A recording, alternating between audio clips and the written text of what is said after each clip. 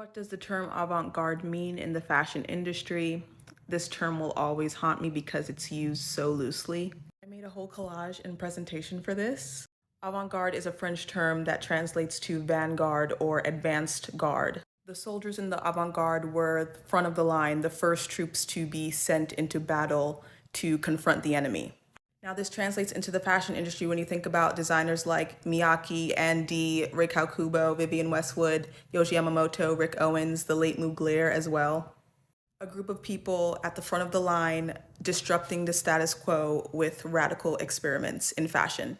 This radical experimentation can be as subtle as this Yohji Yamamoto look, focusing on form, draping, exceptional cuts. To me, avant-garde can also be this rejection of the human body in a sense, not focusing on tight clothes, what it looks like for the bust or the hips on a woman, for example, but rather focusing on the silhouette. And then on the opposite end of that avant-garde spectrum, we have more extreme moments like this, really exaggerating scale, sometimes sacrificing wearability.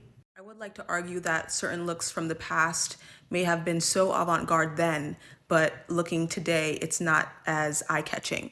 Like a woman wearing pants in the workplace effect, where it would have been such a wild option before, but now, wear your pants, girl. No one's looking at you.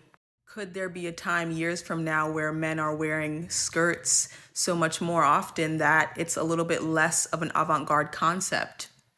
You know what you get what I'm saying. I also feel like what's avant-garde can be such a subjective term based off of what you find is radical and experimental based on your experience with art. Overall, avant-garde to me is a mindset, a movement, a deliberate choice for an artist to go against everything that they were taught in the past to create something new. Sometimes I struggle with, is everything that is even slightly experimental avant-garde? But maybe this is just such a vast, magnificent concept and practice that it can never be defined in one definition. There are no rules, which I guess is the beauty of what avant-garde is.